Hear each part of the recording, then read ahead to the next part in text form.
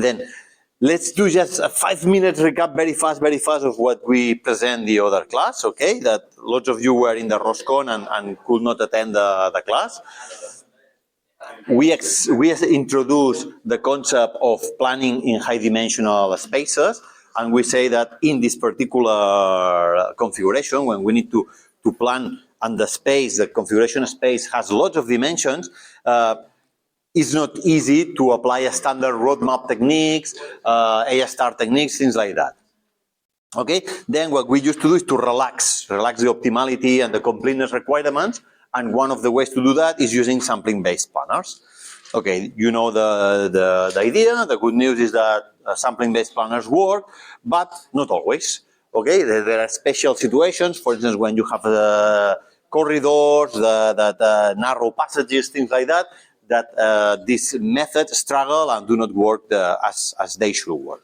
Okay, then we just overview the PRM. We already see PRM in the roadmaps lesson, but here basically what we focus is in the key, in some key aspects. For instance, when we explain PRM in the roadmaps lesson, we say that we pick up samples or configurations randomly. But the randomly has some tricks to choose them randomly. For the collision detecting, the same. To deciding which are the closest neighbors, the same. For the planner that we are going to use, also, etc., etc. We also introduced the PRM star, that is, let's say, the optimal or the probabilistically optimal planner that uses the same idea of the PRM. If you see, the algorithms are almost the same, only changes this line.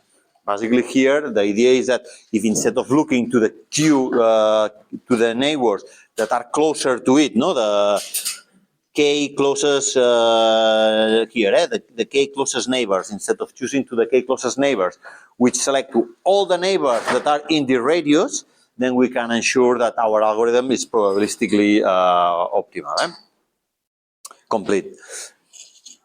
Okay, then this paper that they specify some of the conditions to define this radius in which we need to check for all the neighbors, and then we start looking at that. How we have to sample? Okay, there are lots of strategies to sample with the advantages and disadvantages.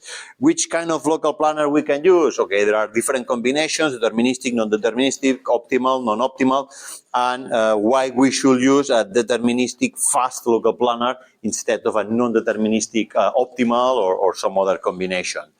We also explain a little bit when we need to be sure that the path that one planner has tell us, we need to check if the path is feasible or not. What we do is basically we discretize the path and check for each one of the configurations, the discretized configuration, if it's valid or it's not valid. And then how we need to select this interval, this space here, okay? Now it seems very logical in this drawing, but I'm sure that next semester when you have to implement that, some of you will check so often that your algorithms spend twice the time that it should, and some others will make it so sparse that the robots think that they can cross walls. This will happen for sure. Then here in a drawing is very simple to see. The roadmap algorithm, you already know it, it's pretty simple. Discovering this distance or computing this distance is not so easy. Here I put you some things like it should be something related to the likelihood of connection failure. However, I think that the one that I like more is that this distance should take in consideration the area swept by the robot. Okay, if you are able to do some function that takes in consideration that, it's perfect. However, in order to get this area swept by the robot, you need to know the kinematics of your robot, the motion that your robot is going to do, etc. And in the end, most of us, we end up doing something pretty simple, but it's fast to compute. And as I told you before, no, if it's fast, normally you can do many more with the same time and achieving, ending with a good solution. Okay, to select the closest neighbors, also in an efficient way, there are a couple of methods. The most popular ones are using KD trees. The other is using grids or cell-based methods. Okay, here there are some explanation of the KD trees and the cell-based methods. And finally, after this building our roadmap, it's very possible that we end up with parts of the graph that are not connected. And what we would like to do, the optimal thing will be to have a single graph. a single graph that connects all the nodes that we have sampled, all the configurations that we have sampled. To try to avoid that, then there is an expansion phase that can be added at the end of the learning phase of the PRM. And here I explain a little bit how this expansion phase works, that basically is selecting one node that has very little connections. It can be done just the number of nodes lying with the predefined distance, the distance with the nearest network connector, the information from the local planner that tell us that it's very difficult to connect this node with the other nodes, and then maybe we select this, we can select this, we can select this, one of the nodes that we think that has more problems to be connected with the others, and then we just expand a little bit doing a random walk. Basically, we pick up this node, we pick up a random direction, and we start moving until we collide with an obstacle or a maximum distance happens. And from here, we generate another random wall, etc., and we try to connect all these extra nodes that we have generated with the surrounding nodes to see if eventually we are able to connect the whole graph. Okay, this is what we explained last class. The query phase, you already know, it is the same that we explained in the roadmaps lessons. What I want to explain you now is the rapidly exploring random trees. Okay, this is a new algorithm. For the ones that were here last week, we started with the RRT.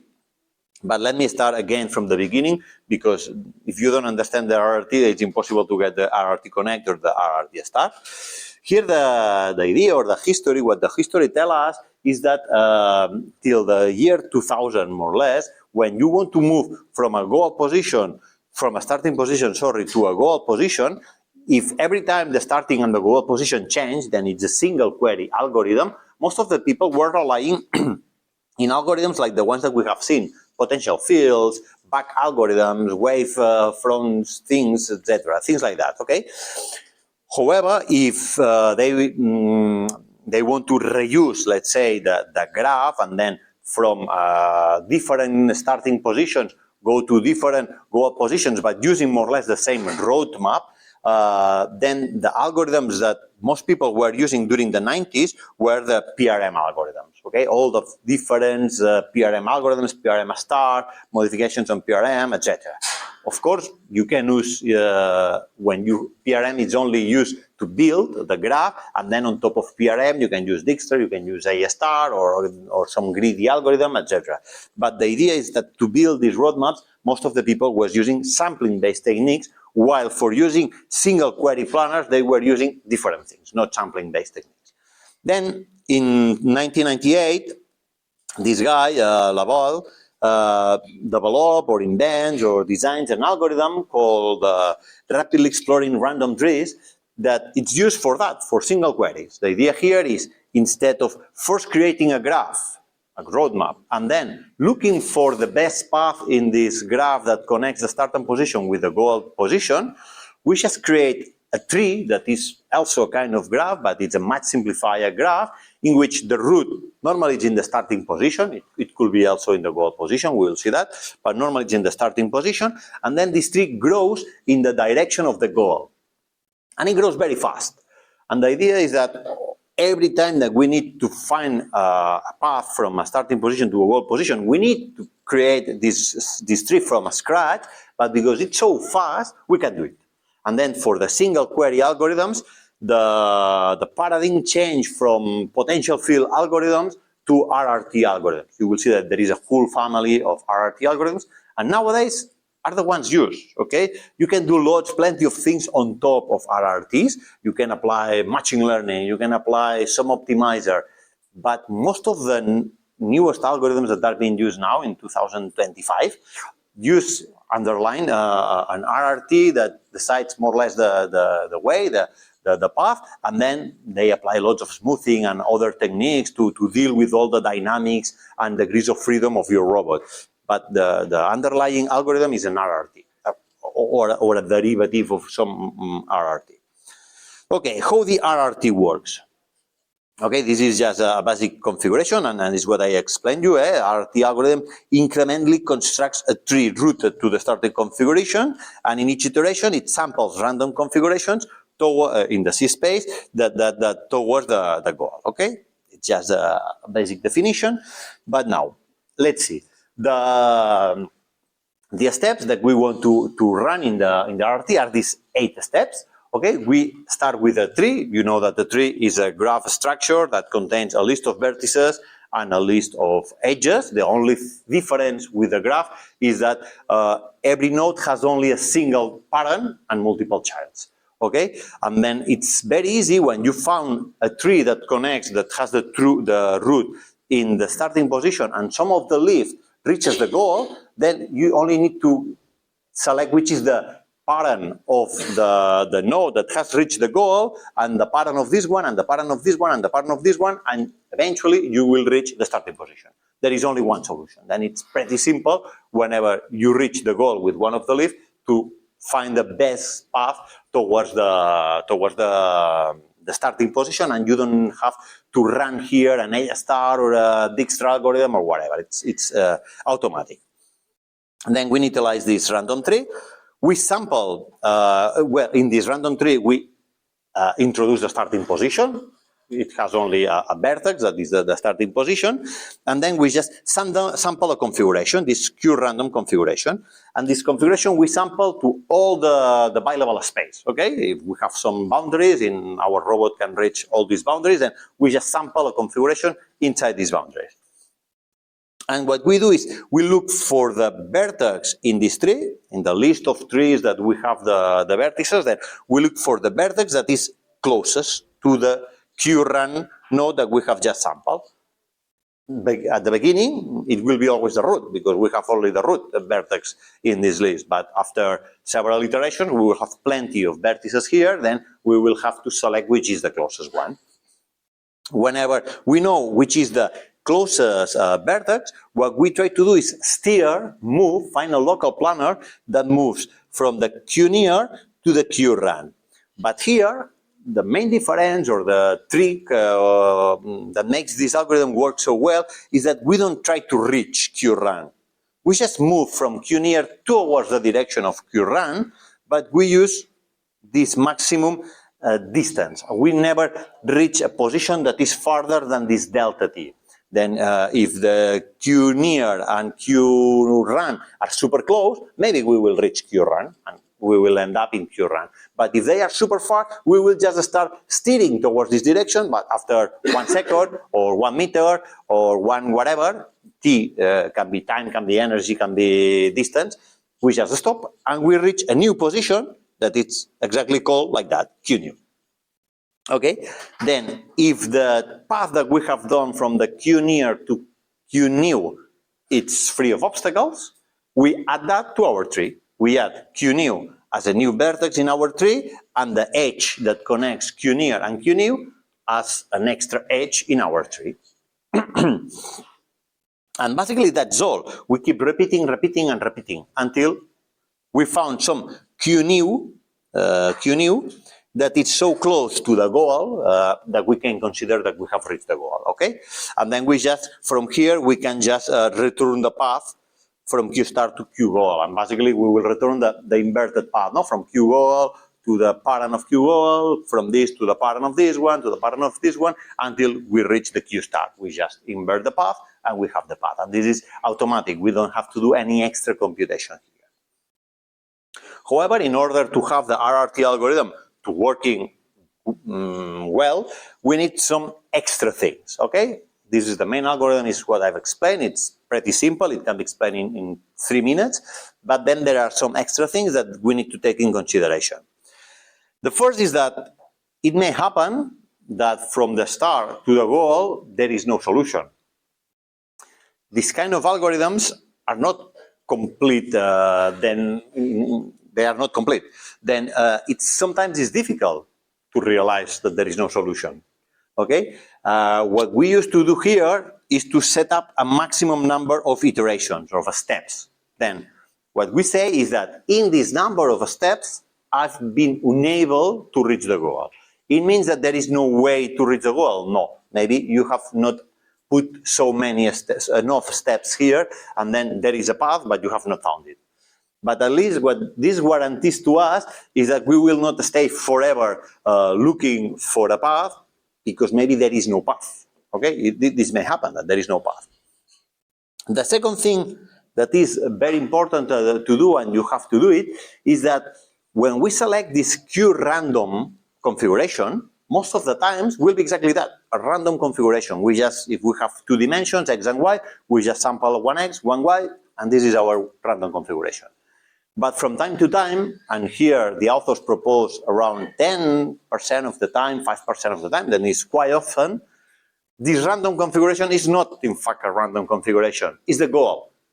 Then we sample the goal, and therefore this tree grows a little bit random, a little bit chaotic, but biased towards the goal. And this is important because it will make that we keep exploring, because most of the time, 95% of the time, it's just randomly exploring all the space, but only because this 5-10% of the time, you can be even here, put a 20%, and it probably will also work. It's more biased towards the goal. The tree will grow in this direction, and everything will be faster. The other thing that is important to define is this maximum extension length, this delta t. Okay, this is a parameter. It's one of these meta parameters that this algorithm has that is very important to tune it according to the task. Why? If you use a very small delta t, then your tree will not be a rapidly exploring tree. It will be a slowing exploring tree, because it will do so many steps, so many baby steps, that it will take a lot of steps to reach the goal. But what happens if you go to the other extreme and you put a big delta t? Then what may happen is that, because you need to connect from the Q, remember the algorithm, you need to connect from the QNear to the QRun for this distance. If this distance is quite big, what will happen is that the distance from the QNear to the QNew that you reach, this QNew sometimes will be QRun, if QNear and QRun are super close, sometimes will be something in the middle, okay, in the direction from QNear, in the direction of QRun, but in the middle.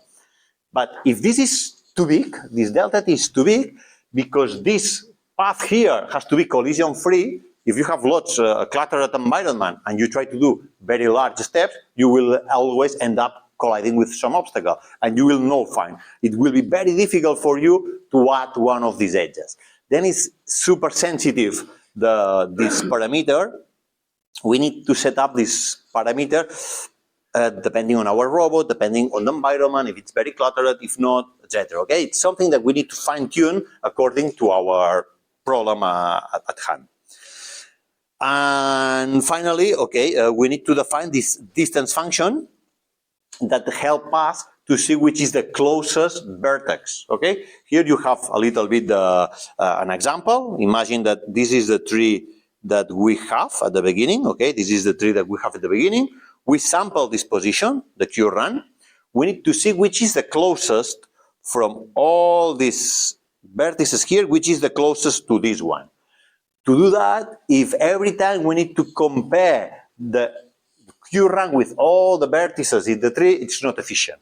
Again, if you want to do good implementation of the RRT, you need to use the same that we explained in the PRM, a KD tree to create a kind of grid map and just check the distances with the vertices that are in your cell or in the neighbor cells. You need to find some strategy to make this process as fast as possible, because this is something that you will have to compute lots of times during your algorithm. Then reducing a little bit the time here, it's very important because it's repeated at every iteration. Okay, in this particular case, we decide that the closest vertex to this QRun is this one. Then here we now call it QNear. And then we start moving towards the direction of QRun. What happens is that this is our delta t. Therefore, when we have moved this time, this distance, this energy, this whatever, we stop. And then this new configuration that we reach is called QNear.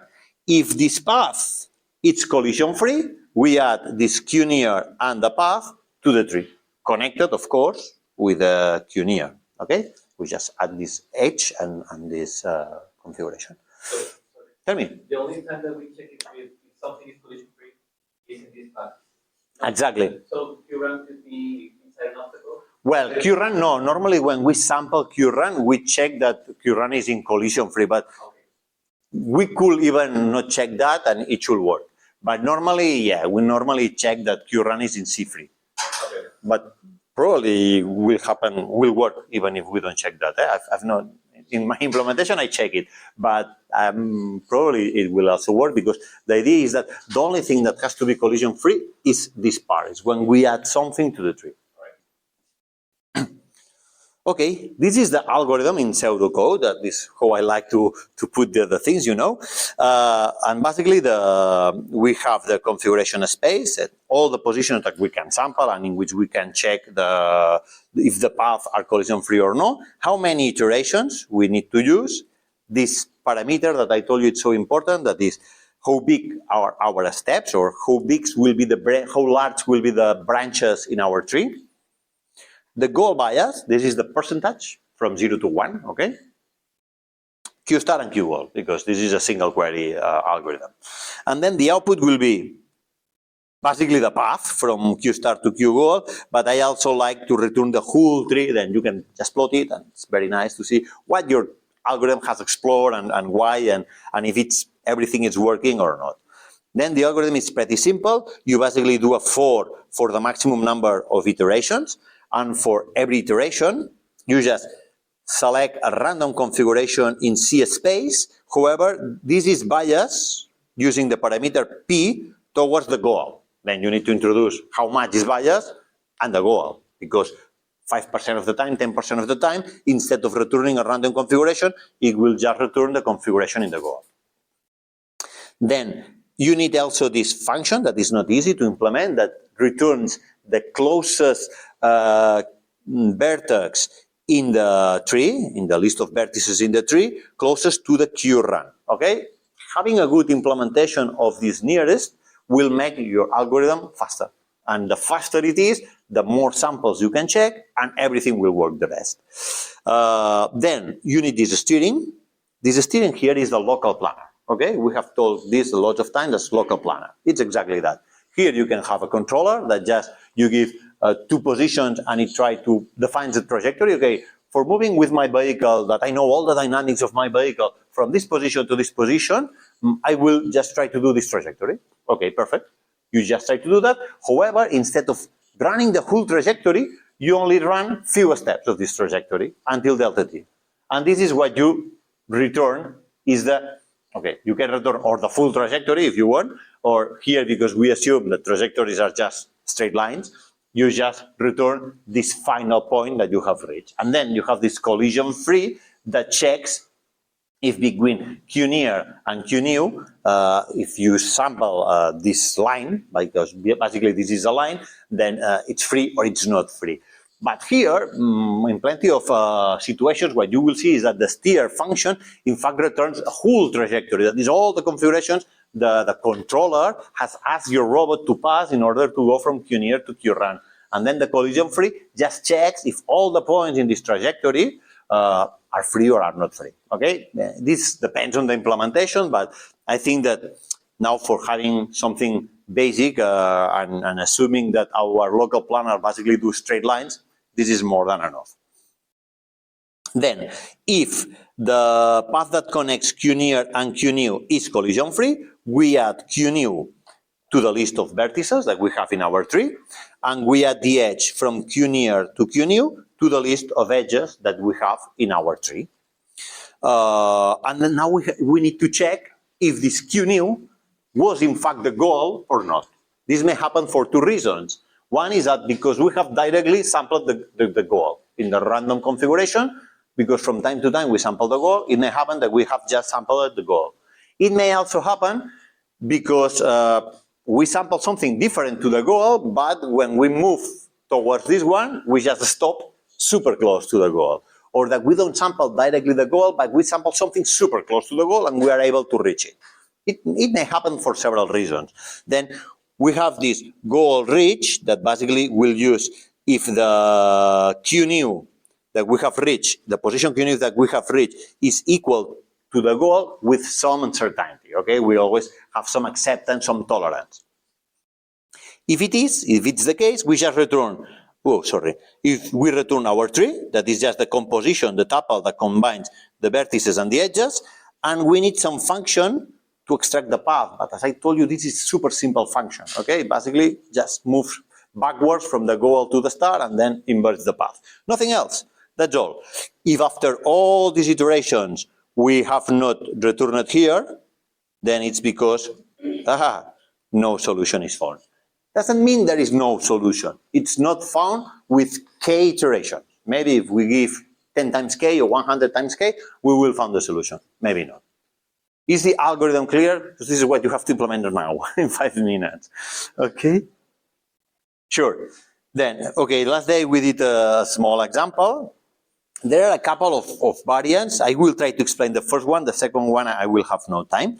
That is the RRT Connect. The second one, I will explain it next day. RRT Connect appears just a couple of years later. And the main idea is that it's why instead of build a single tree rooted to the star, we don't build two trees. One rooted to the star, one rooted to the goal. And if eventually these two trees connect, that's all. This makes sense because sometimes the goal position or the starting position are quite close inside a kind of building or something like that. And then getting out of here, if you are close, it's quite easy because you eventually reach the output. But if you have to reach it from very far, it's not so easy. Then it's good, it's a good strategy to starting from two sides. In fact, RRT Connect is one of the most used algorithms nowadays, okay? There is the other RRT Star that is asymptotically optimal, but it's much slower. This is very fast. And then is what I told you. Most of the times when we need something fast, RRT Connect is the way to go. Then here the idea is we initialize these two trees, one rooted to the Q star and rooted to the Q goal, as I told you. And then here we will not call it the star goal or the starting tree or the goal tree. Just we will have tree A and tree B, doesn't matter. And we just sample a random configuration and extend one of the two trees, doesn't matter, A or B. Let's start for A, for instance, towards this. And we expand it like we do in RRT. Then we just look for the closest configuration. I don't know what it's here. We look for the closest configuration. We try to expand just delta t towards this configuration. If the path is free, we add this q new and this h, we add it to the algorithm. But just in this moment, then we swap the trees. Well, we not swap the trees. We go to the other tree, sorry, we go to tree B, and then we say, okay, now you have q new. It's not random. It's not q random, it's q new. Now you have to do the same. You have to steer towards q new. Then your q new, now it's like your q run. You find the near vertex. Let me check if I have some drawing. No, probably it's much later, the drawing. Okay, here, let's explain it here. Let's do a little bit of the review of what RRT Connect is. If you remember, this is a sequence, 1, 2, 3, and 4. We say that in all RRTs, they all start in the same way. We just randomly sample a position. Here, imagine that, I don't know, that we sample this position here in the top. And now we have to extend one of the two trees. Here they extend the one in the right. Doesn't matter, okay? You can start for one, for the other. The first thing that you need to check is which is the closest node in the tree. Then from all these nodes, we need to check which one is the closest one, the near tree. And here they select that this one is the near tree. Then from now on, this is the Q run and this is the Q near. What we have to do now is to extend this Q near towards the Q run, but we don't extend as much as we want, we only extend delta t. And delta t is something like that, delta t. Then we reach this point. If the part that we have extended, this part here, it's free of obstacles, then we generate a new node, and this is what you see here down. Okay, and this new node, let's put it in black, it will be called Q new. Okay, I don't know if you can see this black, maybe white will be better, yellow will be better. This will be called Q new. This is how RRT works, and that's all. If we just do that and we repeat that and once after the other every time, we will reach at some point, we will sample a point that is almost in the configuration, in the goal configuration, or exactly in the goal configuration, because remember that 5% of the times, more or less, we always sample the goal and everything works. This is if we use only RRT. But now we are using RRT Connect. Then in RRT Connect, there is an extra step. And this extra step is, we now use this QNew here as if it was QRun. Then with this, now we use it as a QRun. And now we try to extend the other tree, the tree in the left. Then what we have to do is check from all these nodes, which is the closest one to this node here. And they select this as the closest one. And they do exactly the same. They just extend this node towards the QNew, but they only extend it for delta t. And they generate a QNew here. The difference with QConnect or the second extension, the difference in QConnect about the second extension is that we don't extend it only once. We extend several times. In fact, we extend until either we are able to connect them, that is what happens here. What happens? What happens here, that finally we reach QNew, or this, or QRun, if you want, from these extensions, basically, or that we found an obstacle and we are not able to do this connection because we found an obstacle. The moment that happens, the first thing that happens this, the situation in drawing 3, we are done. We have a connection from QInit to QGoal. That's all. We have solved our QConnect. If we are unable to connect it because we found an obstacle, then we start from the very beginning, from 1, but now swapping. Instead of first extending the right tree and then trying to connect it with the left tree, we expand the left tree and try to connect with the right one. We swap the trees. That's all. Okay, this is just a review of the QConnect. And now let's see the last one, the RRT star that we have. We don't have time to see it the other day. RRT star, it's not from the same author. As you can see, Laval was the author of the first RRT and also of the one of the RRT Connect that I've just presented. The RRT star, it's different authors. And it's a little bit older, okay, newer, sorry, it's a little bit newer. It's 11 years after RRT Connect was presented. Here the idea is to make the algorithm asymptotically optimal, okay? That if you put a lot of samples there, eventually you will reach a path, or you will obtain a path that is optimal. How they do that? Okay, this is the algorithm, first in text, and then I will put it to you in words. Up to here, it's RRT, standard RRT, okay? 1, initialize the tree with the starting configuration, okay? Just putting the initial node as a root of the tree. Sample a random configuration that we will call it QRun from the configuration space. We'll sample a point, whatever. Find the nearest vertex in the tree that we will call it QNear to this QRun that we have just sampled. Okay, we need to have some nice structure in our tree in order to find that as fast as possible. But in the end, it's just looking which is the closest one. Then steer from QNear to QRun for a step size, delta t, and the point that we reach will be called QNew. If this trajectory between QNear and QNew is collision-free, then we add this QNew in the tree. Okay, up to here it's RRT. This is what it's a little bit different. Okay, we add the QNew to the tree, and then we start doing basically 2 checks. The first one, this one here, find all the nodes within the neighborhood of a radius R around QNew. What means? It means that, imagine, I don't know, we have here a tree. This tree has some shape. I don't know, I'm just inventing it. Let's imagine something, and we have sampled this point, then we have enlarged this one, okay, and we have something like that. Then we need to check the closest. They are not very close. Let me do something that's a little bit closer, okay, something like that. Okay, then we need to check for all the neighbors, what it says here, find all the nodes within a neighborhood of radius r. Imagine that, I don't know, the neighborhood of radius r is something like that. And then we have these two nodes, okay? This and this. One is already the parent, but the other is another node.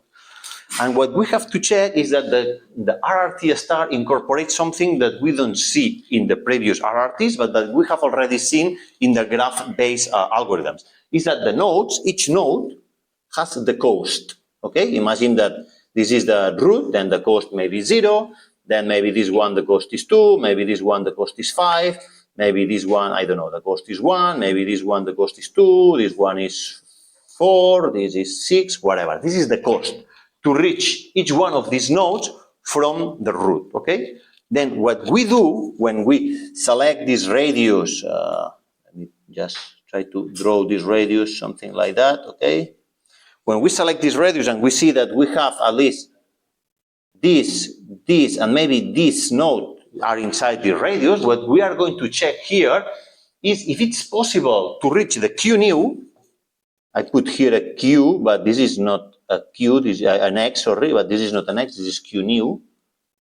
Q new. If we are able to reach this Q new from any of these nodes using a less cost, having less cost, okay, then maybe we can reach it, I don't know, directly from the parent of this new node, okay? Instead of going first to this child and then here, maybe we can just go direct. This is what used to happen, that you have a lot of straight lines in RRT star. Maybe it's better moving this way and reaching it from here, okay? We don't know. But now, instead of using the QRun, no, we just use QRun to extend and generate the new node, but then we select the radius and check for all the elements, all the nodes inside the radius, if it's possible to reach this point with a less cost. This is what we do here, this point here. Then, of course, we select the node that minimizes. Let's imagine, I don't know, that we can minimize that going directly, instead of going from here, that we can go directly from the previous node. We can go directly from here. Okay, maybe this makes sense, no? That instead of moving here and then moving here, just a straight line, it will be cheaper maybe than first moving here and then moving here. But then we have a second step, that is this one. For each node within the radius, then we need to select again all the radius, see if we can reach any of these neighbors, maybe this one or maybe this one, from the Q new with a less cost, okay? Imagine that this line here, this has a lot of cost for whatever reason, maybe the cost is not just distance, it's energy, it's whatever, and doing something like that is cheaper, and then we replace our tree for, instead of moving from here to here, we move from here to here and from here to here. And this reduces the cost. Doing that, maybe it reduces the cost from 5 to 4. I don't know. Then we have this double rewiring here, okay? First, check if the Q new that we have just generated can be reached from any of the surrounding nodes, from any of the neighbors, using less cost. And second, if now that we have this new node in the tree, if it's possible to reach any of the neighbors of this tree passing through this new node, reducing the cost. We do this double check. Okay, this, if you want to see it here, basically this is exactly the RRT algorithm, and whenever we ensure that it's collision free between the Q new that we have selected and the Q run, we do this double rewiring, okay? First, we'll try to select from the Q near to the Q new, if it's possible to reach this Q new that we have just generated from any of the near nodes, and then the other way around. If from the Q new it's possible to reach any of the near vertices or nodes, reducing its cost. The only thing here is different from the standard RRT or from the RRT star is this. Okay, now we need to store for each node the cost of reaching this node. And this is the cost from the root, okay, from the starting. There is also a variant of RRT star connect. This is a little bit more complex. It's a fusion of the both algorithms, but this is not connect. I mean, here we only have one tree, then it's pretty simple to measure the cost from the root, okay? This is the main algorithm, and if you want to see the two small algorithms, basically is this one. It's quite simple. First, we compute. We say that the minimum, well, here it says qmin, but it should be like the pattern. Okay, the pattern of this near, the near is the new node that we have generated. Is sorry, the Q new is a node that we have added just in the tree, and the pattern of the Q new in the moment that we add it in the tree is Q near. Then in Q min we store that. We store the pattern of Q new, that is Q near, and the cost will be the cost of Q new plus the cost of moving from near to new. Okay, this is clear, no? Then now what we have to check is, for all Qs that are around near, here again, to decide which is a good radius, this is something a little bit more tricky, okay? To maintain all the asymptotically optimal properties. You can find in the paper some ideas of how to do that depending on the dimensionality, etc. But here we can just assume that we can do it for a specific radius, the threshold that we set, okay? Then for all the Qs, for all the neighbors, for all the nodes that are inside this radius, that are the Q near set, what we check is first, if there is a path. Of course, if there is no path, we cannot connect, then it's not worth to compute anything else. But if there is path, if it's possible to connect, we check the tentative cost, which will be the cost of reaching the Q new from Q. Okay, we know the cost of Q, and we know the cost of reaching Q new from Q. If this cost is smaller than the cost that we have already computed here, then we just say now the pattern of the Q new is not Q, is not Q near, sorry, is the current node, okay? It's this Q. And the cost will be this tentative cost here. That's all. This is the first rewiring. For the second rewiring, basically we swap the order. Instead of computing the cost of reaching Q new, we compute the cost of reaching Q. Okay, the cost of the tentative cost of reaching Q will be the cost of reaching Q new plus the cost of moving from Q new to Q. And if this is smaller than the actual cost of reaching Q, then we just remove that. Here it's a little bit more tricky because you need to look inside the graph these edges, okay? The edges that used to connect Q pattern, Q with its pattern, and if Q has any child, you need to rewire all of this now properly, okay? Basically, it's just remove the pattern of Q. Remove the pattern of Q and add the new pattern that is Q new.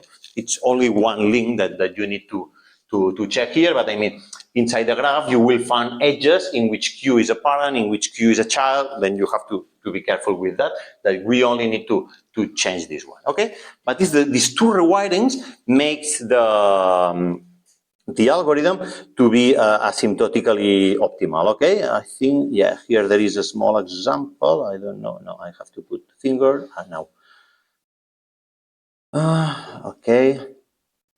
If you see the shape that it appears, it's more straight lines, because a straight line, okay, in this case that we use the Euclidean distance, then it's the optimal. No, then we have already found, but here the nice thing is we don't stop the algorithm whenever we found a solution. We keep adding samples and samples and samples, and you see that this, it's almost optimal, okay? Because, of course, here we can turn a little bit faster, but for the rest, it's almost the perfect path, okay? And this has been found not with any optimization algorithm, just adding more and more and more samples. And of course, if we add more samples, then it will be even better. You can see that the first path it found is not so good. It's improving this path over time, okay? And if we keep here more time, then we will find the perfect path that passes super close to all the obstacles and follows the more optimal path, okay? Of course, RRT star is more computationally expensive than RRT or RRT Connect. And this is why even nowadays, probably RRT Connect is the preferred if you want just to find a fast path to something. Maybe not the best one, maybe not the more dynamic, the one that contains more, it's not the best one, then you have to refine it. Now we will see one method to refine it, but at least give you a solution or a first solution very, very fast. Okay, then let's move to the last part of this lesson, that is path simplification. Basically, in general, every time that we found a path using a sampling-based technique, although the main exception if we use some of these asymptotically optimal algorithms and we spend a lot of time adding samples and samples and samples. But if not, if we use RRT or RRT Connect or PRM, what we used to obtain in the end is a very jaggy path, okay? And we don't like it. Then there is this very simple path simplification technique in which basically we try to see if our path that maybe has 20 intermediate nodes or 10 intermediate nodes can be simplified to less nodes. And at least it will be not so zigzag. Okay, this is how the algorithms works. Basically, we define two pointers, the QJ and the QI. One points to the goal and the other points to the starting position. And then we try to connect them. Imagine that there is no obstacles.